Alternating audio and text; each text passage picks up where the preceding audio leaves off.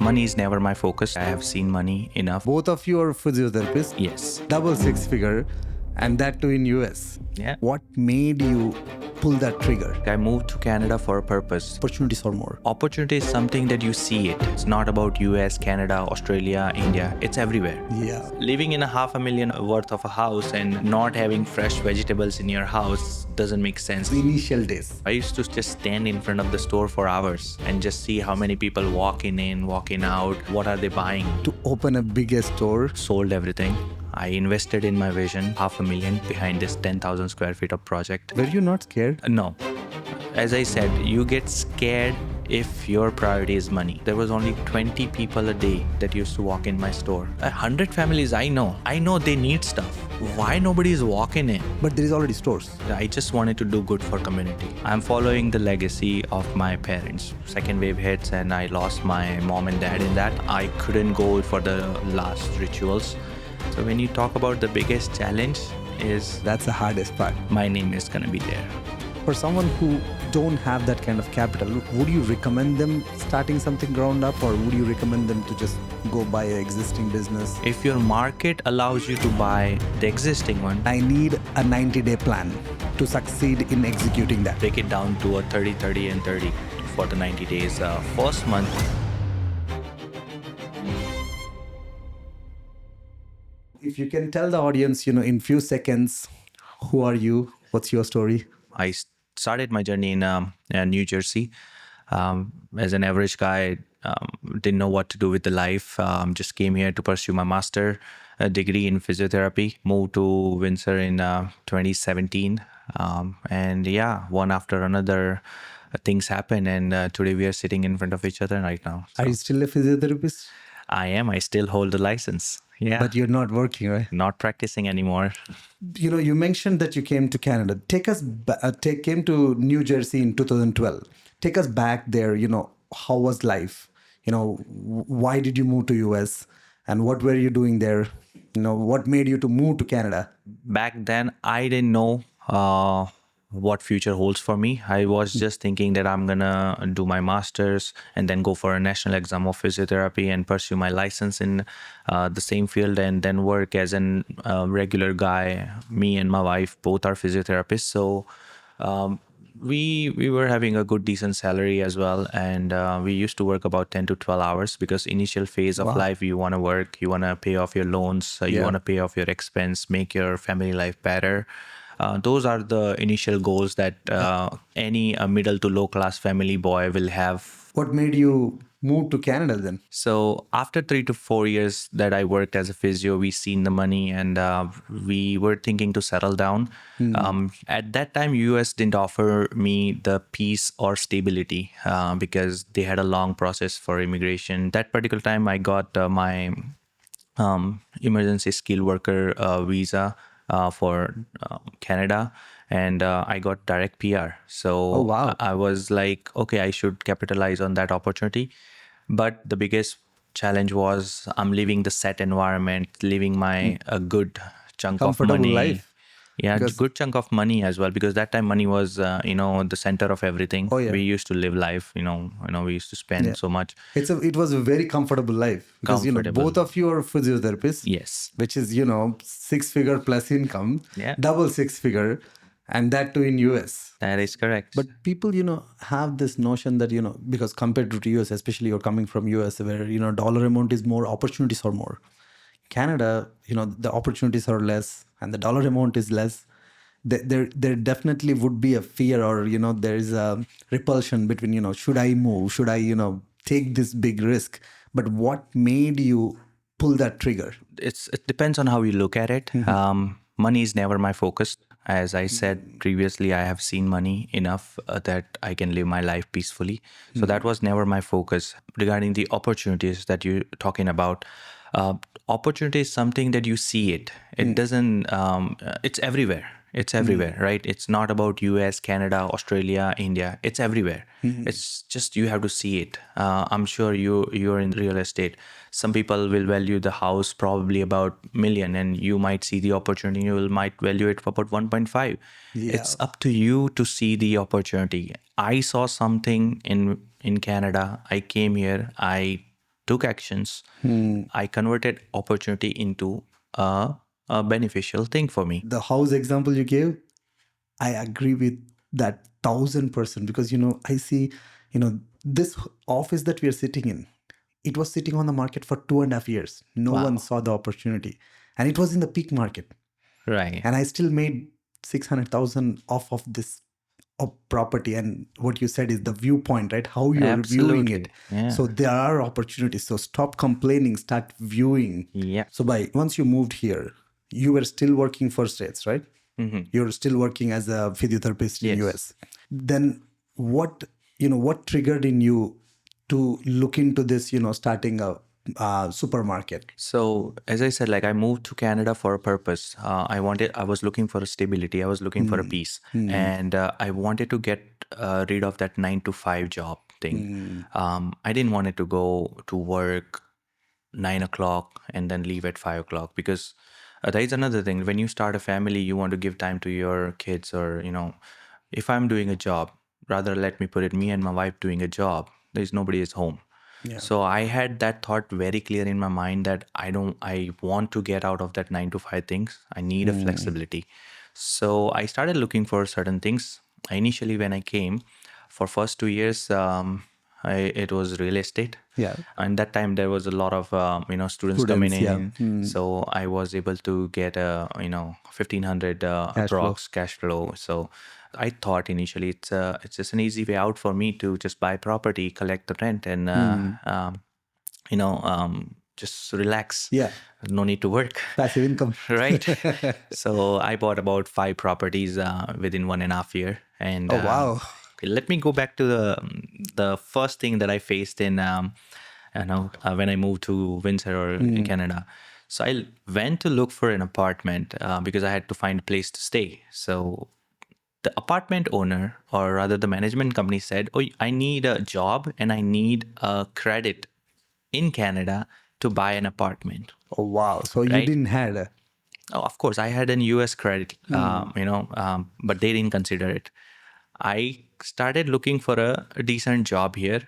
The job guy told me, if you don't have a permanent address close to this job, we will not offer you the job. Ooh. So I was like, what's wrong with this, situation here? Like, why? One guy is saying something and the other guy is contradicting that. So it was hard for me to get a job.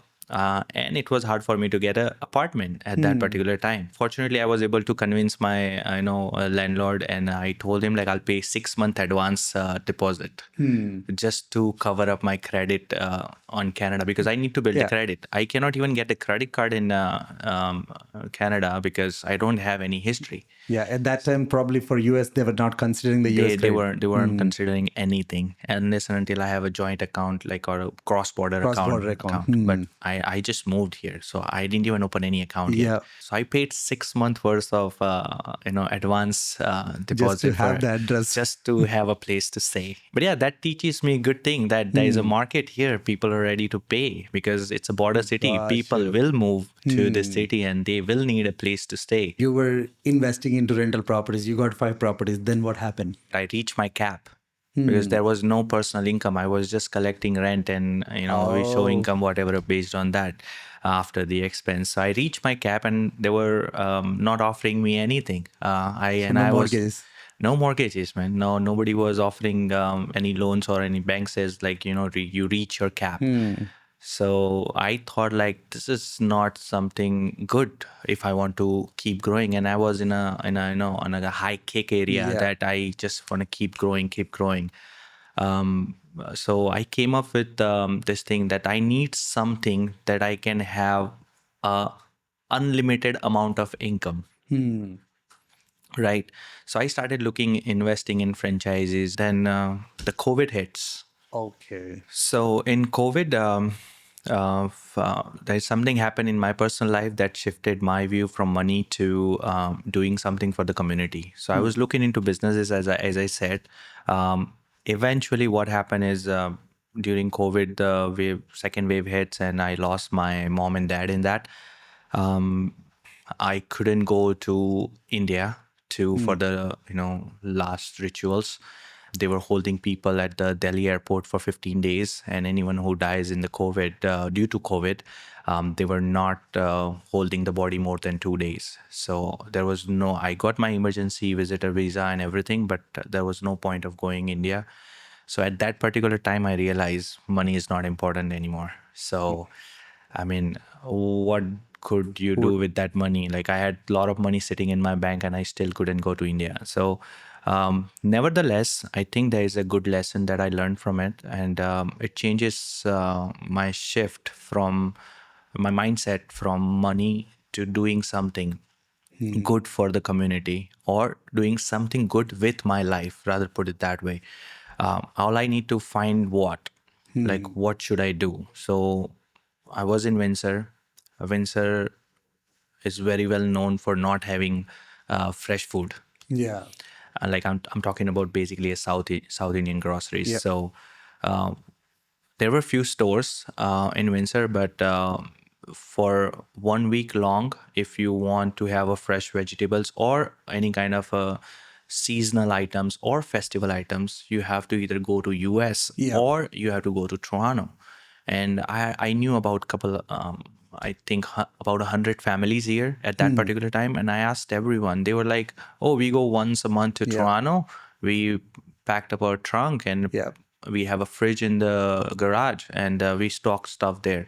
Being a physiotherapist, I kind of couldn't sat with that mentality that why people are storing foods. Yeah.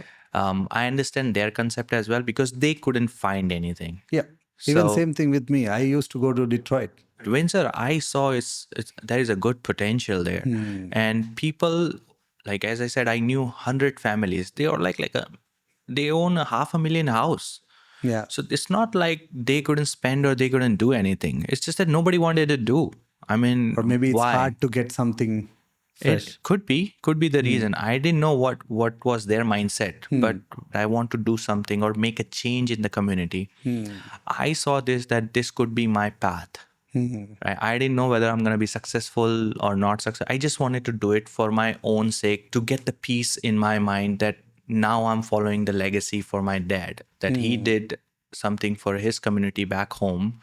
Now I'm going to do something for my community where I am. So all the vegetables that you bring is from India. That is coming Oh, from wow. India. Yes.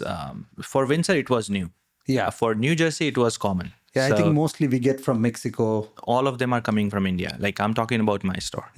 So nothing No, coming. before you. Yes, some people used to take it, like get it from US, but again, that was also a like 1 day thing. You don't get it every day, Gotcha. and that day was Friday in Windsor. So Friday, if you go after 2 o'clock, you don't get anything. That is Windsor for you. Yeah. And if I go to home and I ask my wife, hey, I want to eat some fresh curries tonight, he said, go buy some. And there is no place to go. It's not possible. Yeah, I remember those days. If you're late, fresh vegetables are gone. Yes. So that was the case. And as I said, living in a 500,000 of a worth of a house and not having fresh vegetables in your house doesn't make sense. Everybody has a vegetable, but that's stocked in the freezer. Those are frozen vegetables. Yeah. Not good for the health, but again, that was the only option. So I took a stand, or I challenged myself to do this. That can I do it? And I came up with the concept. I did my research about 4 months. I went to Toronto. I saw a different store. I used to just stand in front of the store for hours and just see how many people walking in, walking out. If they're walking in and walking out, what are they buying in general? Is just a vegetable or there is other things? So I did my own research on my own way, and So then that gave you a confidence that, okay, there is a gap. and then I just took a step towards it, and we came up with the biggest store in Windsor right now. Yeah, definitely. And you get quite a lot of stuff in there, right? Yeah, we have about 8,000 SKUs in our stores. So what is the hardest part in those early days? Because, you put it in a very simple words. You did your research for 4 months and you open. Yes. But definitely a lot goes into it. True. Because, especially to open a bigger store, from financial challenges, or getting the right products or getting the location. So what are the things that, you went through? You did during those initial days? So as I said, when I thought of doing this, the first challenge was I don't have any background in business. All right, so I had to read books. I had to find my questions, that what do I need to know, what all the things I already know.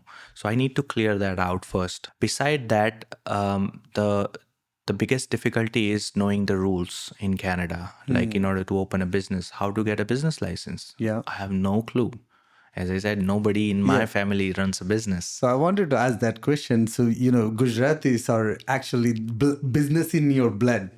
So you didn't had your family background into business? Absolutely no one. My dad was government employee, so I Oh, never thought of doing a business, or he didn't even want me to do a business. He just sent me here to do study and just work as a work. physiotherapy. But life has its own plans. Nobody in my family even believes in business and investing too much. Whatever you have, because business is all about taking a risk. The idea didn't go along with the family tradition. I So mean, licensing and all those part, like, so what are the steps? Like, just say, let's say if I want to open a store, is it easy in Canada, or like, what are all the things I need to know? first thing first is you need to get your business registration. You go to city or town offices, and then you apply for your business license. In order to get a business license, you have to have certain things going in your favor regarding the location. Yep. So you need to have your fire certificates. You need to have your health certificate, ESA certifications as well. So there are a couple of things that you need to do, and in order to have that, you need to have a right people on your side to get you those certificate. Like you need to know someone who is working in the fire safety department, so that you can have a guy coming in and inspect your property. Electrician you need to know, so that you don't get dropped. Yep. Right, initially that thing happens. You need to have, most importantly, your architect, who's going design to the store. design the store according to the code, and according to your vision. So you built the ground up. So there was no store. You didn't buy the existing one. No, I didn't buy it. The place that I leased, it was empty for about a year. Okay. And Windsor that time was not a commercial market, so nobody was investing in that big of a space. So I tried to convince the landlord that I want to come up with this vision, and out of 4 people, he chose to trust me. And he told me that he thinks that I'm too young to pull off this project. And he's one of the, I think, biggest guy in Windsor. He owns half of the land in Windsor. So coming from him, So he trusted you. he trusted me. He So told me probably- while he was signing the lease for with me, he said like, "You're too young to pull up this business," but because he knew that there is no profit margin in groceries. So, but I'm trusting you based on your vision. That's exactly his word was. So what was the vision you showed him? I showed him that Windsor doesn't have this kind of a project in terms of South Asian people. I showed him the research that I did. He does a lot of renting for the commercial space. Nobody's doing the presentations. I said, like, I'm a physiotherapist. I have my own way to present my Present the vision. I information. just don't talk. I show them the numbers. My vision needs to be backed up by knowledge and the numbers. Makes Otherwise, vision is just nothing. So what kind of capital went into starting, just to start the business? Because, buying a store is easy and, you get the loans easily. Here, you're literally build the ground up technically. So what kind of capital and how can you source that capital? Yeah, so as I said, like I bought a few properties in Windsor.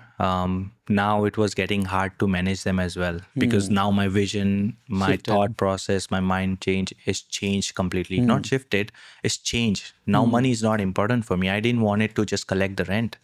It's not my priority anymore. Whether I'm making out of 5 properties 5,000 or 6,000, it just doesn't excite me anymore. So I kind of sold everything.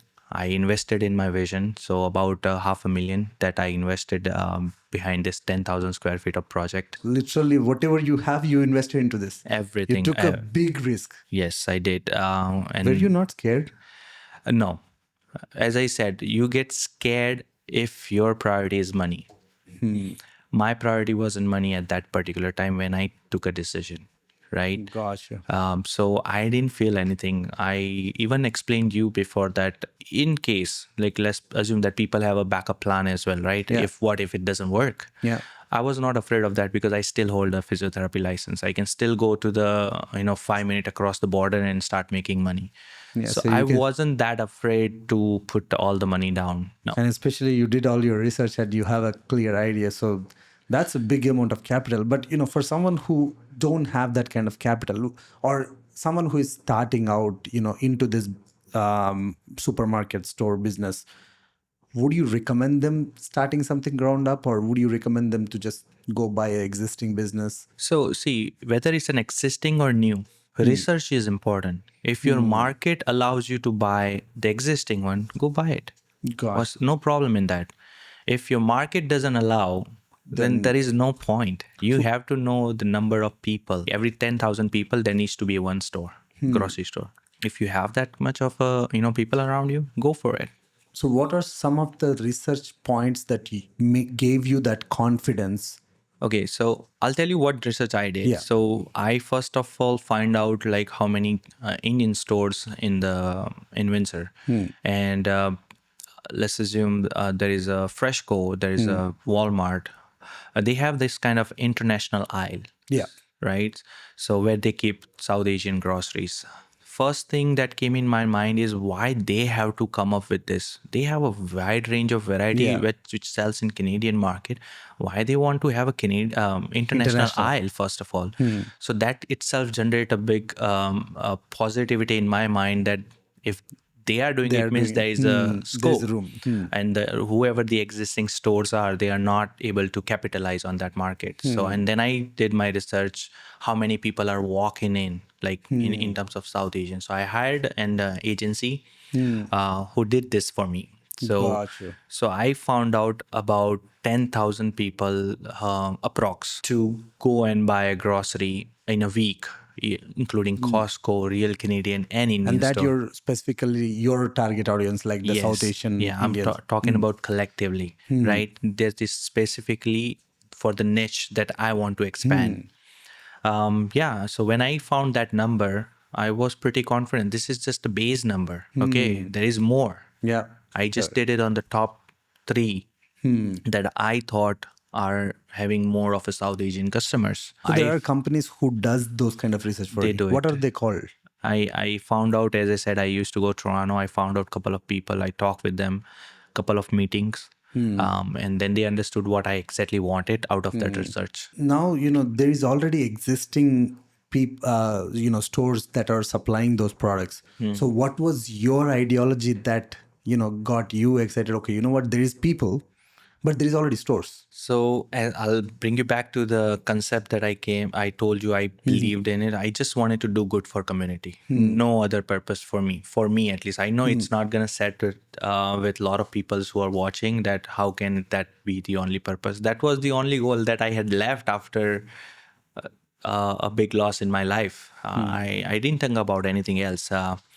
And when I did this, just 7 days worth of vegetables and want to bring other things that is not available in Windsor, where people have to go Toronto or US. So that was the only purpose. The other store, if you talk about the competitions or anything, I'll say other stores were maximum, the biggest store was maximum 4,000 square feet. And yours So is? mine is 10,000. My first vision is to start 10,000. So they were never even like I never even thought of them as in competition. I thought of them as in research places where what do Gotcha. I need to bring? That's the only purpose. I was thinking to bring or build another Fresco for my own community, or maybe another small mini Walmart I for my love own the community. ideology. Another Freshco for our community. Yeah, so that was the only idea that I wanted to do. I couldn't explain it to anyone before because I was nobody.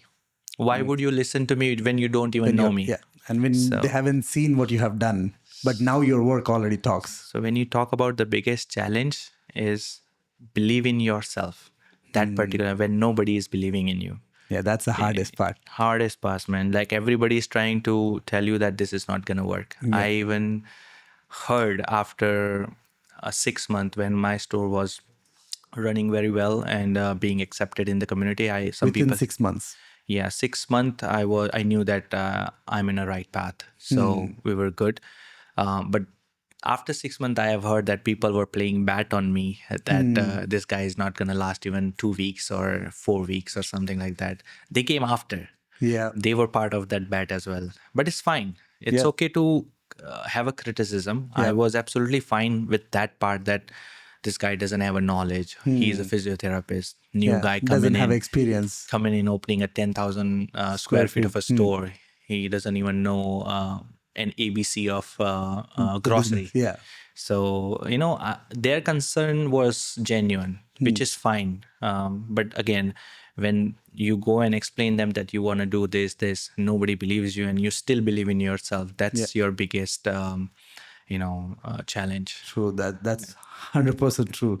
If you don't believe, until your actions speak, until your results speak, then people start to believe in you. Like probably the crowd will follow slowly. Of course. But was there a pushback from your family, from your wife? So there is no pushback or anything, but there was a time that was difficult. So when I opened this concept of having 7 days of vegetables and about four, I started with about 5,000 SKUs. So people just didn't came and support me. The community just didn't walk into my store. Like I still remember there was only 20 people a day that used to walk in my store So there for is no first two, audience. three. No customers, man. And I was like, 100 families I know, Should come in. right? And I know they need stuff. Yeah. Why nobody is walking in? That was I'm talking about that particular 2-3 months time, and I felt like a little bit. If there's something wrong that I'm doing, or am I in a delusion space that this is everything that they need, and why they are not coming? Um, but again, as I said, like people have their own mindset. They thought I'm not gonna last. I found out that later. So that's why they didn't came and supported me. I was like, if you don't come and support me, how I'm gonna last? Yeah. Right? But again, everybody has their own views and their own perspective about someone who is trying to grow. Yeah. Absolutely fine with that. So what shift did you make, like, to bring people in? Because that's especially the first beginning days will be the hardest one for Yes, it especially was. bringing new customers. Obviously, I started my own Instagram page, WhatsApp group to provide more information. I used to stand in the store from 9 a.m. to 9 p.m. Wow. explaining each and everyone walks into that door, explaining them what my vision is and how I want them to help me. If they want something, let me know. And you'll If they bring it don't, for them. if they don't want to tell me one on one because their own views or perspective about it, they can just shoot a message. Instagram, Facebook, WhatsApp group. I started collecting information that What is what they missing? need. Yeah. So let's assume if you walk into my store today and you tell me, hey, Parimal, I understand you want to do this, but I don't find this particular product for my community. Can you bring it? Well, what if you see that product in my store within a week? How does that Wow. make you feel? Right? So on top of that, what I did is if they have sent me a message, I went back to that particular inbox and sent him the picture that I got this product. Oh, So they wow. feel more connected. And I did all these things because I genuinely wanted them to feel like it is available in Windsor. There is a person who's going to listen and who's going to bring value to the community, right? That was the only purpose that I Yeah. wanted to serve. It's And not that's like powerful, actually. See, you opened a channel for them to communicate. yes. See, again, people are just selling stuff. Nobody is building a relationship. Yeah. Like with Namaste, that's what I did. And as I said, I wanted to bring change in the community. That was my goal, to do something better. So what happened eventually is like when I know after 6 months there was a Diwali and stuff. So I brought a lot of stuff which is a festive items not available anywhere, Yeah. not even US, not even Toronto. Oh, I got wow. it from India. So when people saw that and accepted me, I even played, challenge myself to do more. So I increased my SKUs and I put up more equipments in the store, and I started serving more. Once I got the full support from the community, I started doing the community events, because now the challenge is beyond that 10,000 square feet. Yep. What other changes I can make in the community? Yeah, so I definitely wanted to touch on that part because now running the business itself is challenge, and you're still, in my opinion, you're still in the journey of early stage. 4 years is like not too long, but Yes. I've been seeing you consistently doing a lot of great cause, including your foundation, Rising Lotus Raising Foundation. Lotus Foundation, and you did such a huge fundraising for cancer, Cancer Society. cancer society. Yes.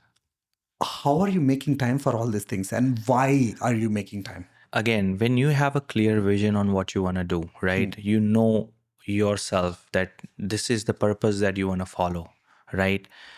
It becomes easy. A lot of people ask me this question: how am I able to find the time? I say, like, if you actually want to do something, you will always have a You'll time for find a it. way. There is no way people have an excuse for this. There is no way. Um, Anyone who wants to give priority to that family, they will give priority to that family. There is no excuse for it. Yes, of course, you have to lose something, but that's not priority. Whatever you're losing is not your priority. So don't worry about it. Just have that clear thoughts in your mind, right? Talking about the community events and all, as I said, I wanted to bring change in the community. I had a lot of ideas that I wanted to execute. I just didn't know how to do it. As I said, I have to do my research. I have to find people who can guide me and this and that. So I started, a lot of people used to walk into my store and started talking to me about this.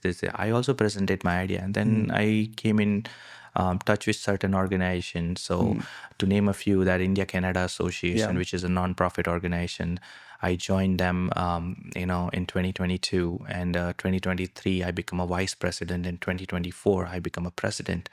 I led the entire organization, and we put up a couple of events like Independence Day gala, Republic Day event, golf tournament, and we raised funds for like Windsor Essex Human Society, Canadian Mental Health Association, Cancer Society.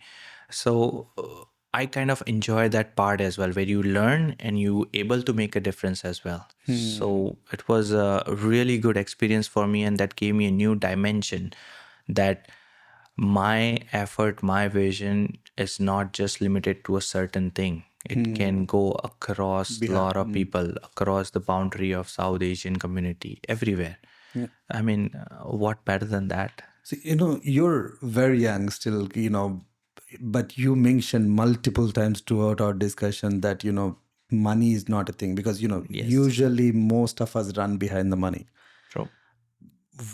What was that turning point? What really made you lose interest in money and versus focus on something, the great cause? After you have something happen in my family, and I just didn't want it to focus on money anymore.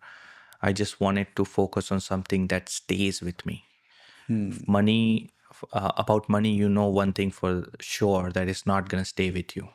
You know one thing for sure about But that. money is needed to survive, It's at least, needed. the basic need. Yeah, of course, of course. I never said that money is not a priority. Like I said, it's not my first priority, Gotcha. right? So when we do something, my purpose is money, then it's a different thing. But when I'm saying I'm doing something or community service or something, money is not priority. Community service is my priority. And actually, when you do community services, you don't make money.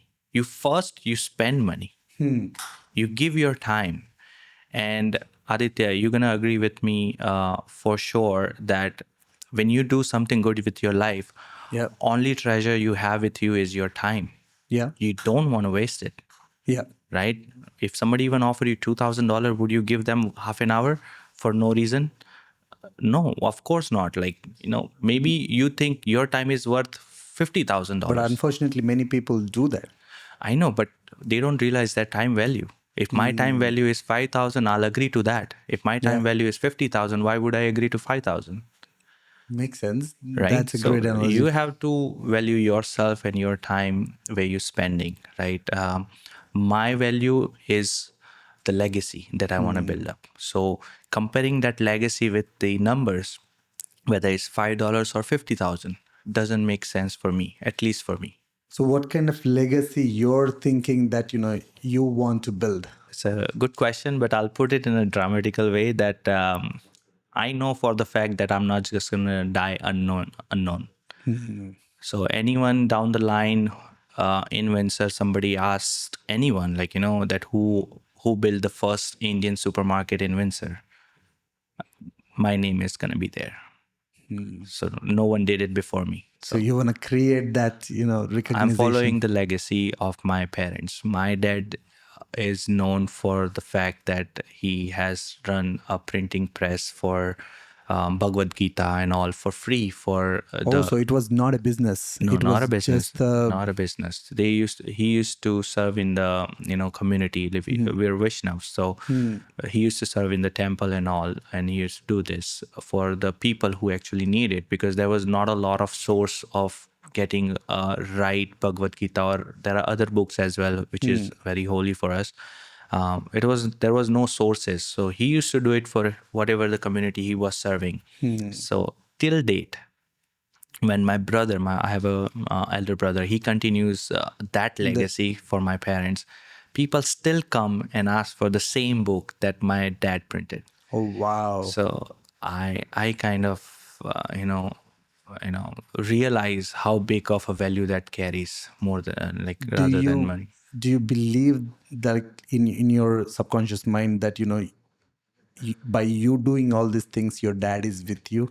100%, 100%. My mom and dad, they're watching me. They're doing it, a favor from wherever they are by giving me the blessings and clarity every step of the line. Because it's not just that I thought of doing community work and everything was laid out in front of me. There are people who try to take advantage of me to have the clarity, not to give them advantage. Also, it's a blessings.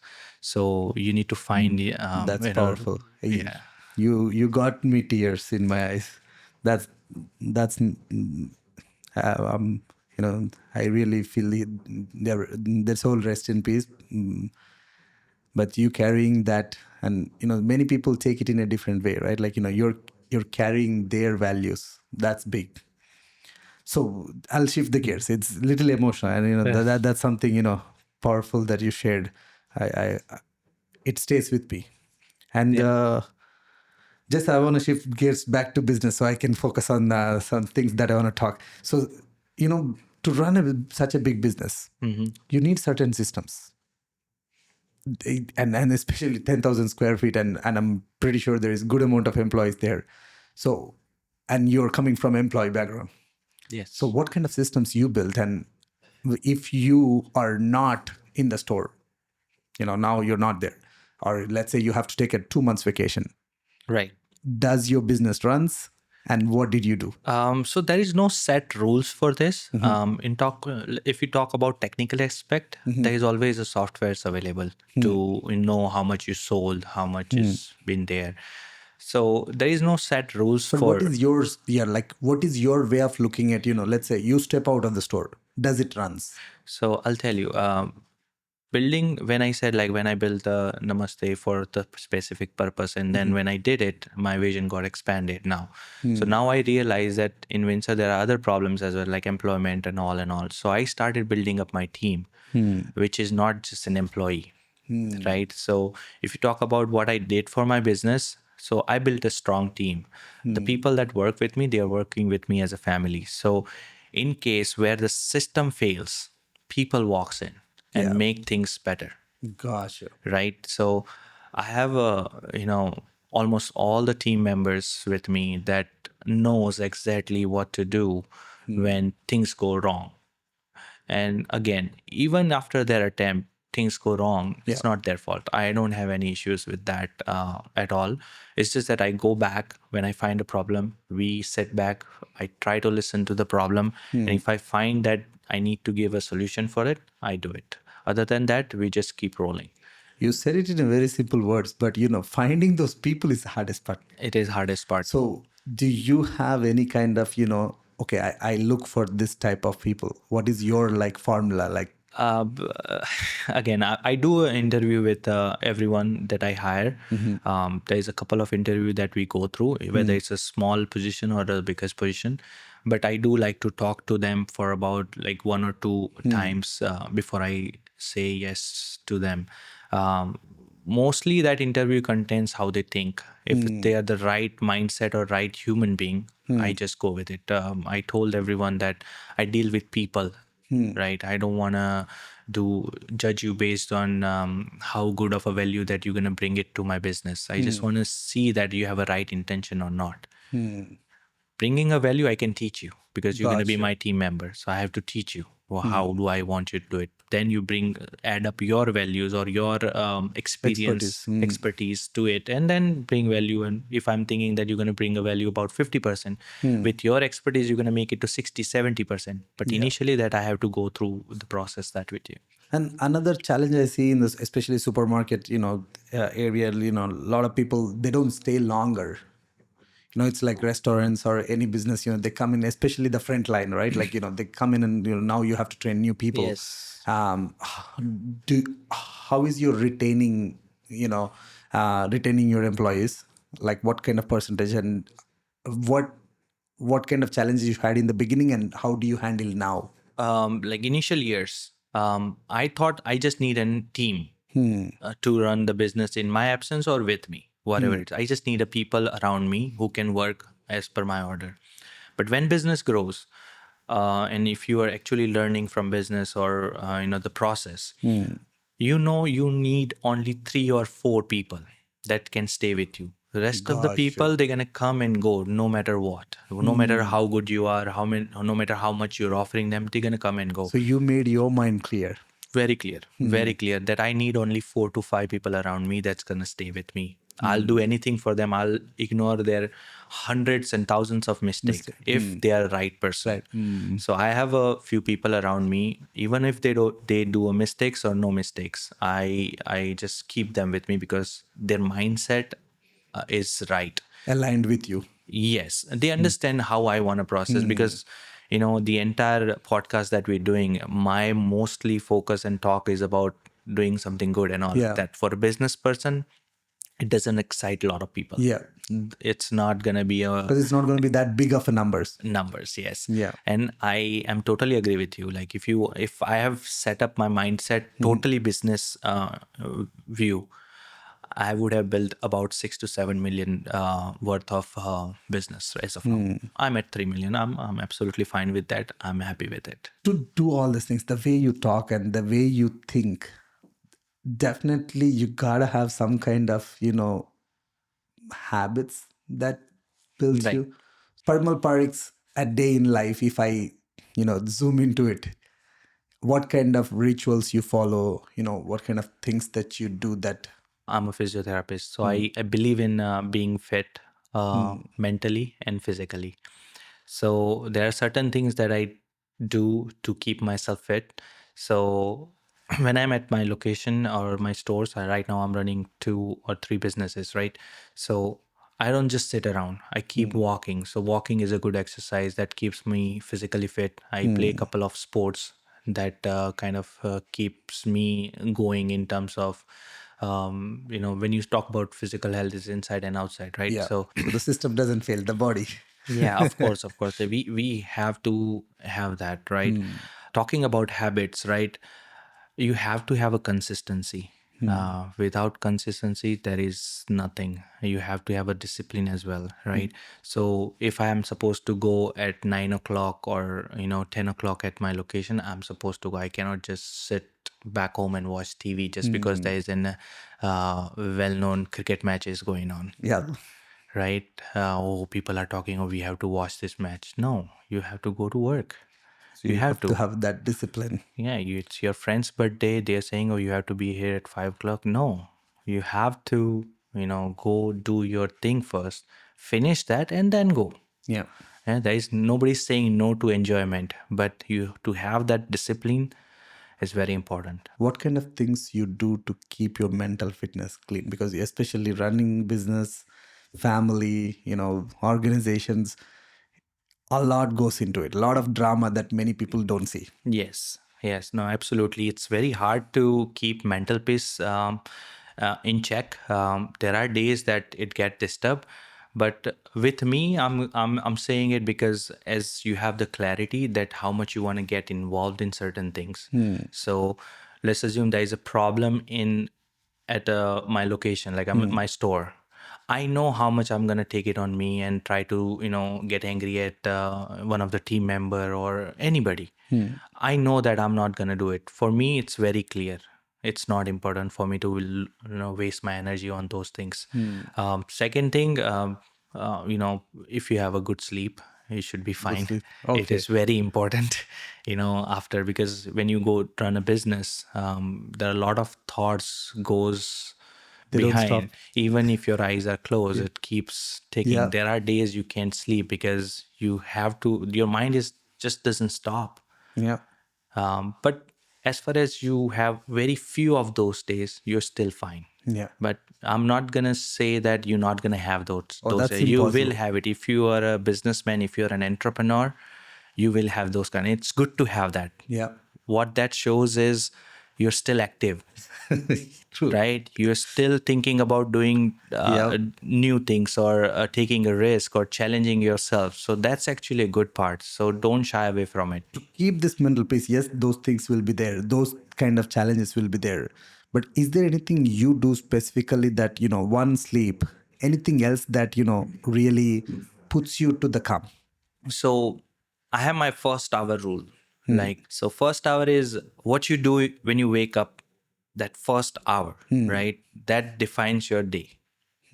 It could be anything, right? But that whatever 1 hour is, whatever rules you're setting up, even if you make your bed Yeah. before you after you get out of the bed right now, could be anything. After you getting out, you doing a brushing or doing a yoga or pranayama, whatever it is. If you can do that for a month, same thing, you have to set that up the first hour. If you can do that, that kind of sets up your day. Once your day is set, there is no anxiety left in your head. It's very easy, very easy. You know how your day is going to go. Lovely. So, Parimal bhai, let's play a game. All right. My marketing genius call it a 90-12 game plan. Okay. So, consider me as a, someone who wants to really build some asset in 12 months. Okay. And I need a 90-day plan Okay. to succeed in executing that. So, Right. what would be your 90 days plan? First of all, like, you need to find your interest. Okay. Once, let's assume that if you want to break it down to a 30, 30, and 30 for the 90 days, first month, I would say find out your niche, that what area you want to explore, which is in your comfort zone or which is something that you like to do it. Okay. First 30 days, you need to find that. Once you find that, from the first month to second month, you need to start acquiring knowledge about that. Do your research, do your due diligence. Once you do that, second month, like due diligence in the sense like how to, if you're thinking about opening a restaurant or something, what are the people you need to contact? What are the license you need to get? So first to second month, so 30 to 60 days, you do all those things, and the last 30 days, you need to take actions. The action is the key here, because if you do all the other things, if you don't put it into the actions, it worth the zero.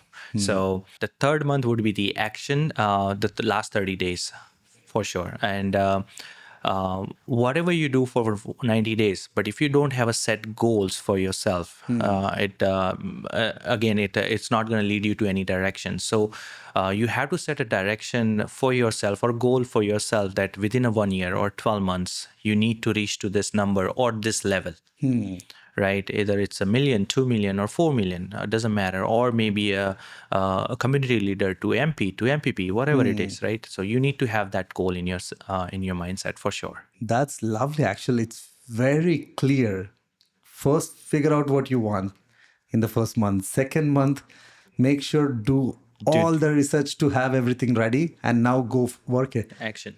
Yeah. Lovely. Actually, with that plan, anyone can build any business. But the last one is like have that goal, because I see a lot of the times people get lost when they don't have, okay, this is what I want to achieve this year. Yeah, because the actual journey starts after 90 days. Yeah.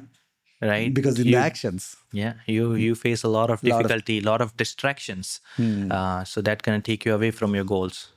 So before I get into the rapid round, you mentioned distractions. How do you avoid your distractions? I keep myself grounded, first of all, not losing my focus, because there are people going to come and say, oh, you're doing this, you're doing that, and they're going to take you on a high, and then they are the one going to pull you down. So, right now, because social media is everywhere, this thing going to happen to you. So better you keep yourself in check. Whenever this thing happens, keep yourself grounded. Know what you're talking, in front of other people, because they can interpret your word in a different way, Different way. and present it to the different people in a different way or bad way, and then spoil your reputation down. So you have to, know all those things for Yeah. sure. So stop yourself from getting into things that don't take you to that goal that you're looking for. Absolutely, absolutely. Lovely, lovely, bhai. The last thing is every guest on this podcast get a chance to leave a question for the next guest. Okay. And we also have a question from the last guest. What is your biggest financial blunder? And what was your biggest financial success? I knew I'm successful, and I wanted to grow big. I thought of bringing a partner, and that was a bad decision. But I didn't get involved in anything, and I didn't officially made a partnership. But yeah, if I would have done it, could have been a biggest blunder. So that thought particular was the biggest blunder I would consider myself. What is your biggest financial success? So as I said, like I sold 4 or 5 properties of mine to open the business. I set up a goal for myself that within 1.5 year or 2 years, I'll incur that much amount worth of property. And I'm very happy to say that within 2.5 years, I bought 1.5 million worth of property for myself to whatever I invested. To open up that business. So that's my financial success. Nice, To wonderful. conquer my goals. Whatever we said. Wonderful. So what is the question you would like to leave for the next guest? My question for the next guest is, what your first hour looks like. Thank you so much, Parimal Bhai. It was pleasure. Right. Definitely looking forward to, do another one once you probably take that 3 million to 20 million or 30 million, and then we'll do another one. With that, thank you so much, guys, for watching. Love you Thank all. you, man. See you on the next one.